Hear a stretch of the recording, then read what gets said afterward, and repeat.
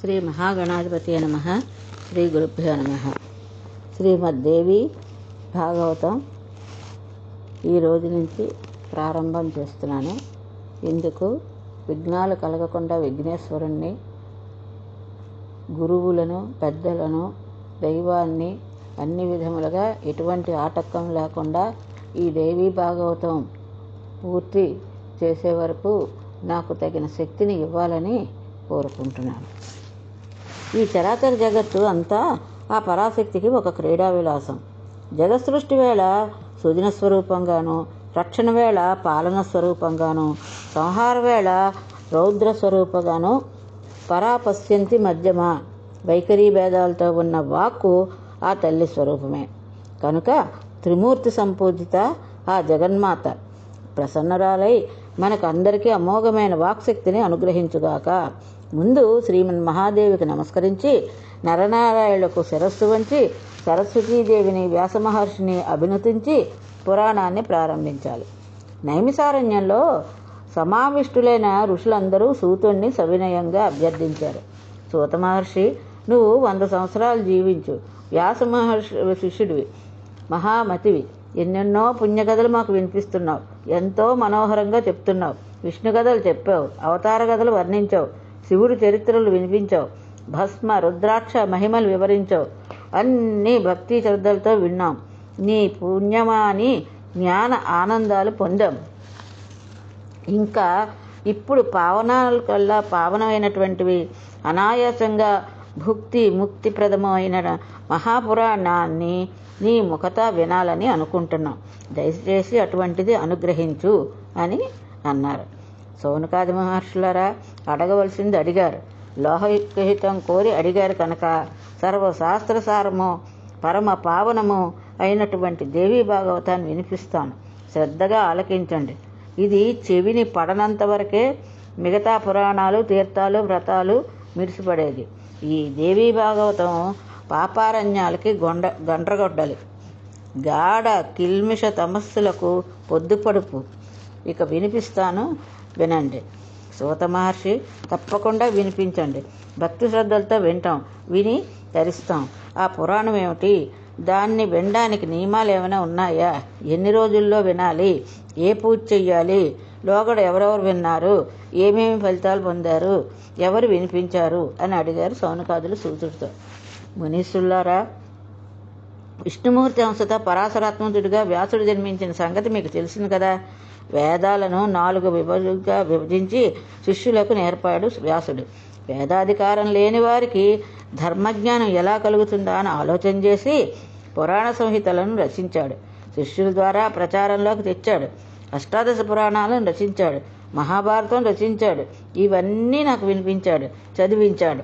వాటిలో దేవీ భాగవతం ఉత్తమోత్తమైనటువంటి పురాణం, భుక్తి ముక్తి ప్రదం.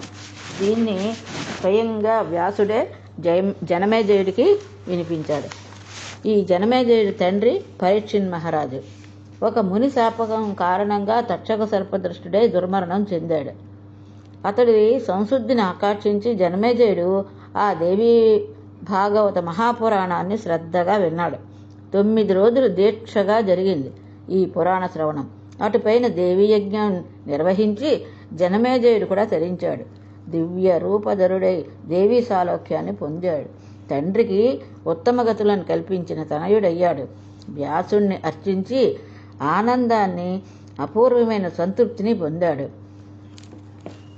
అంటే జనమేజయుడు తండ్రి అయినటువంటి పరీక్షిత్ మహారాజుకి శుకుని ద్వారా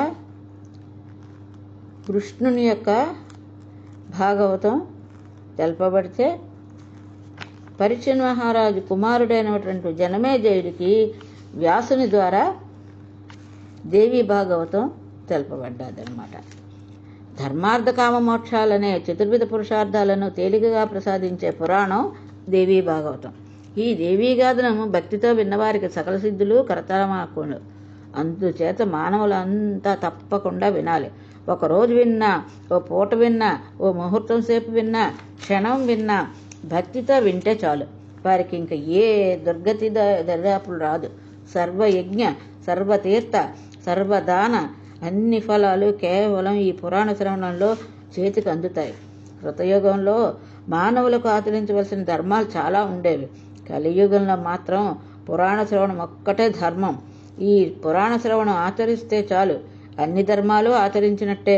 కలియుగంలోని ప్రజలు ధర్మాచార విహీనులవుతారని, అల్పాయుష్కులు అని గ్రహించిన వ్యాస భగవానుడు లోకుల హితం కోరి ఈ పురాణ సుధారసాన్ని అందించాడు.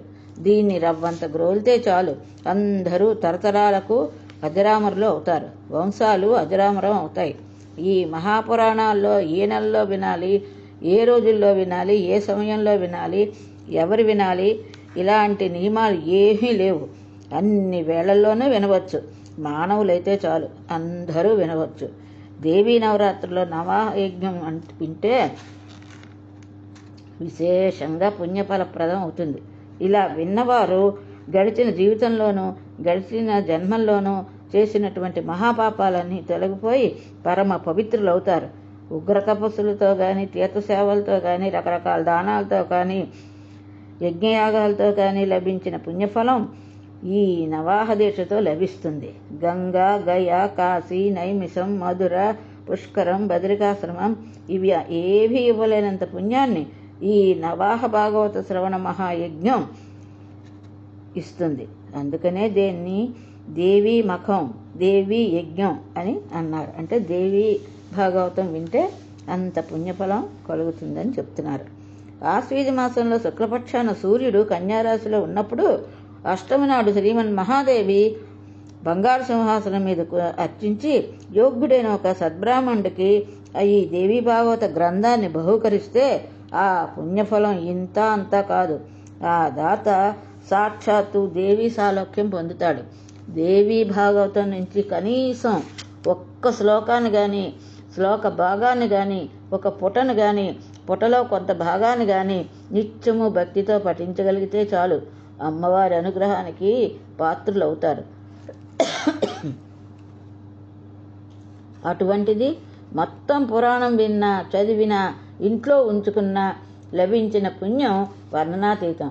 దుస్సకున భయం, దుస్వప్న భయం, మహామారి భయం, మరణ భయం, సమస్త భయాలు ఈ భాగవతం వల్ల తొలగిపోతాయి. బాలగ్రహ, భూత, ప్రేత పీడలన్నీ దేవీ భాగవతం పేరు చెప్తేనే చాలు, దిగంతాలు పారిపోతాయి. చతుర్విధ పురుషార్థాలు తోటి, విజయ పరంపరలతోటి ఈ గ్రహం, ఆ గృహము, ఆ గృహస్థుడు, ఆ వంశము, ఆ వంశస్థులు తరతరాలు విరజిల్తారు. శమంతకమణిని అపహరించాడని అపవాదు తొలగించుకోవడం కోసమని అలనాడు శ్రీకృష్ణుడు ప్రసేనుని వెతుకుతూ అడవిలోకి వెళ్ళాడు. తర్వాత ఏమైందో తిరిగి రాలేదు. ఆ తర్వాత వచ్చిన తర్వాత అతనికి ఈ శమంతకమణి తీసుకుని వివాహం చేశారు. జాంబవతి యొక్క కుమార్తెనిచ్చి. ఇంతవరకు మనకి తెలుసు. కానీ ఈ వేటకు వెళ్ళిన ప్రసేనుడు రాకపోవడం, సత్రాజిత్తు దుఃఖించడం, అలాగే కృష్ణుడు సంహరించాడని అపవాదు రావడం, ఆ అపవాదు తొలగించుకోవడం కోసమని శ్రీకృష్ణుడు కొంతమంది పౌరులతో కలిసి అడవిలోకి వెళ్ళడం, అన్వేషించడం, అక్కడ ఒక మృతదేహం కనపడడం, దాని పక్కనే సింహం అడుగుజాడలు కనపడడం, ఆ పైన బల్లూకం అడుగుజాడలు కనపడడం, అవి ఎండిపోయిన రక్త బిందువులతో పోల్చుకుంటూ గుహ దగ్గరికి చేరుకోవడం, ఇవన్నీ చూసిన తర్వాత పౌరులందరూ అక్కడే ఆగిపోమని శ్రీకృష్ణుడు ఒక గుహలోకి ప్రవేశించడం మనకు తెలుసు. మణితో క్రీడిస్తున్న బాలుణ్ణి చూశాడు. ఆ బాలుణ్ణి అందుకోపోయాడు. దాది చూసింది, భయపడి అరిచింది. జాంబవతుడు గుహలోంచి ఒక్క దూకుని వచ్చి కృష్ణుడితో కలియబడ్డాడు. 3 నవరాత్రుల కాలం ఘోర యుద్ధం జరిగింది. ఇంతవరకు మనకి తెలుసును. కానీ ఈ గుహ వెలుపల నిరీక్షిస్తున్నటువంటి శ్రీకృష్ణుడితో వచ్చినటువంటి పౌరులు ఉన్నారు కదా, వాళ్ళు 12 రోజుల పాటు వేచి వేచి విసిగెత్తిపోయి ద్వారకకు వెళ్ళిపోయారు. జరిగిందంతా అందరికీ చెప్పారు. పౌరులు తలో రకంగా భావించారు. సత్రాజిత్తును తిట్టిపోశారు. శ్రీకృష్ణుడు పోగొట్టుకున్నామని విలపించారు. ఎందుకంటే కృష్ణుడు అక్కడ లోపల యుద్ధం చేయడం ఇవన్నీ కూడా బయటకు రాకపోవడం అది అంతా వాళ్ళని బాధించి వెంటనే వెళ్ళారనమాట. ద్వారకకు వెళ్ళి అందరికీ చెప్పడం జరిగిందనమాట. వసుదేవుడికి వృత్తాంతం తెలిసింది. ఎంతగానో దుఃఖించాడు. బంధువులందరితోటి శోకసాగరంలో మునిగిపోయాడు. ఆ దుఃఖం నుంచి కోలుకోవడం ఎలా? మళ్ళీ మామూలు మనిషి నేను కాగలనా అని వసుదేవుడు పరితపిస్తున్నాడు. సరిగ్గా అదే సమయానికి బ్రహ్మలోకం నుంచి నారద మహర్షి వచ్చాడు. వసుదేవుడు ఎదురు వెళ్ళి నమస్కరించి తెచ్చి అతిథి మర్యాదలు జరిపాడు. నారదుణ్ణి కుశల ప్రశ్నలు వేసి, ఏమిటి కారణం? అదోలా ఉన్నావు, చింతావ్యాకులతంగా కనపడుతున్నావని నారదుడు అడగ్గా ఈ విధంగా చెప్పాడు. వసుదేవుడు ఈ విధంగా జరిగింది చెప్పడంతో శ్రీకృష్ణుడు నా ప్రియపుత్రుడు ఏమైపోయాడో తెలియక దిగులు పడుతున్నాను. చాలా రోజులు గడిచిపోయాయి. మా వాడి జాడ తెలియటం లేదు. దీనికి ఏదైనా ఉపాయం చెప్పు మహానుభావ అని వసుదేవుడు నారదుని ప్రార్థించాడు. వసుదేవ, దిగులు పడకు, జగదంబికను ఆరాధించు, వెంటనే నీకు శ్రేయస్సు కలుగుతుంది అన్నారు. మహర్షి, ఎవరు ఈ జగదంబిక? ఆవిడ ప్రభావం ఏమిటి? ఎలా ఆరాధించాలి? నువ్వు కృపామూర్తివి, వివరంగా చెప్పి నన్ను ఈ శోకము సముద్రం నుంచి ఉద్ధరించగలవా అన్నాడు. వసుదేవ, క్లుప్తంగా చెప్తాను, ఆలకించు. దేవీ మహిమ అనంతం, ఎవరు వివరించి చెప్పలేరు. ఆ తల్లి సచ్చిదానంద రూపిణి, నిత్య సత్య పరాత్పర, ఈ జగత్తులో అంతటా వ్యాపించి ఉంది. మా తండ్రి బ్రహ్మదేవుడు ఆ మహాదేవిని ఆరాధించడం వల్లే జగత్తులను సృష్టించగలుగుతున్నాడు. మధుకైటబుల బారి నుంచి తప్పించుకోగలిగాడు. విష్ణుమూర్తి లోకాలను పాలిస్తున్నాడన్నా, రుద్రుడు కల్పాంతంలో సంహరిస్తున్నాడన్నా అంతా తల్లి కరుణా కటాక్ష మహిమే. ఈ సంసార బంధానికి బంధ విముక్తి కారణం ఆదిశక్తియే. ఆవిడే సర్వేశ్వరి, పరవిద్యాస్వరూపిణి. నవరాత్ర విధానంలో అర్చించు. నవాహ దీక్షతో దేవీ భాగవతం పురాణ శ్రవణం చెయ్యి. అది ముగిసేలోగా నీ పుత్రుడు నీ ముందు ఉంటాడు. ఇది నిశ్చయం. ఆ పురాణ మహిమ అంతటిది. అది చదివిన వారికి, విన్నవారికి ముక్తి అనేది తంగేటి జున్ను. నారదా, నీ మాటలు వింటుంటే జ్ఞాపకం వచ్చింది. అవును, నాకు తెలిసిన ఒక దేవీ మహిమ చెప్తాను విను. దేవకీదేవి 8వ సంతానంగా జన్మించిన వాడి చేతిలో కంసుడు మరణిస్తాడని అలనాడు అశరీరవాణ్ణి చెప్పింది కదా. అది విన్న కంసుడు నన్ను దేవకీదేవిని కారాగారంలో బంధించి పుట్టిన శిశువుని పుట్టినట్టుగా 6గురిని పొట్టను పెట్టుకున్నాడు. దేవకీదేవి గర్భశోకానికి అంతం లేదు. రేయింబవళ్ళు విలపించింది. అప్పుడు ఒక రోజున నేను మా కులగురువు గర్గుడితో రహస్యంగా సంప్రదించాను. ఒక్క పుత్రుడైనా దక్కించుకునే ఉపాయం చెప్పమన్నాను. దుర్గాదేవిని ఆరాధించు, అదే తరుణోపాయం. ఆ తల్లి అనుగ్రహిస్తే నీ కోరిక నెరవేరుతుందని గర్గుడు చెప్పాడు. నేను కారాగారంలో ఉన్నాను, ఎలా ఆరాధించను? అందుకని నా పక్షాన నువ్వే ఆ తల్లిని ఆరాధించి ప్రసన్నురాలను చెయ్యి అని అభ్యర్థించాను. గర్గుడు సమ్మతించి వింధ్యాద్రికి వెళ్ళి దుర్గాదేవిని నియమనిష్టలతో ఆరాధించాడు. జగన్మాత ప్రత్యక్షమైంది. భూభారాన్ని తొలగించడం కోసం శ్రీ మహావిష్ణువు దేవకీసుతులకు అష్టమగర్భంగా జన్మిస్తాడు. పుట్టిన వెంటనే ఆ శిశువుని తీసుకుని వెళ్ళి యశోదకు అప్పగించాలి. అక్కడ పుట్టిన ఆడబిడ్డను తెచ్చి దేవకి పొత్తిళ్లలో పరుండబెట్టాలి. ఈ పని చేయవలసింది మీ వసుదేవుడే. కంసుడు ఆడ శిశువును నేలకు విసురుతాడు. అప్పుడు అది ఆకాశానికి ఎగిరి నా అంశగా వచ్చి వింధ్యాద్రిలో కొలువు తీరుతుంది. గర్గ, ఇక నువ్వు వెళ్ళు, ఇది దేవకార్యం, దీనికి తిరుగులేదు అని దుర్గాదేవి ప్రసన్న చిత్తంతో పలికిందట గర్గమహారాజుతో. గర్గుడు మధురకు వచ్చి ఇదంతా నాకు విన్నవించాడు. మా దంపతులం ఎంతో సంతోషించాం. ఆ తర్వాత అన్నీ ఆ తల్లి చెప్పినట్టే జరిగాయి. నారదా, అప్పటికప్పుడు మళ్ళీ ఈ దేవీ మహం గురించి వింటున్నాను. అంచేత దయచేసి నువ్వే ఈ దేవీ భాగవతం వినిపించి మళ్ళీ నా పుత్రుడిని నాకు చేర్చు. నువ్వు దయానిధివి. నా అదృష్టం కొద్దీ ఈరోజు ఇలా దయచేసావు. శ్రమ అనుకోక పురాణ శ్రవణం చేయించు అన్నాడు వసుదేవుడు. వసుదేవుడి అభ్యర్థనను నారదుడు కాదనలేకపోయాడు. ఒక మంచి రోజున, మంచి ముహూర్తాన దేవీ భాగవత పురాణ ప్రచనం ఆరంభించాడు. నిర్విఘ్న పరిసమాప్తి కోసం బ్రాహ్మణులు వినాయక పూజలు చేసి నవాక్షర మహాదేవి మంత్రాన్ని జపించారు. మార్కండేయ పురాణంలో చెప్పిన దేవీ స్తోత్రాలు పఠించారు. ప్రథమ స్కందంతో ఆరంభించి నవాహ దీక్షతో 12 స్కందాలు ప్రవేశించి ప్రవచనం పూర్తి చేశారు.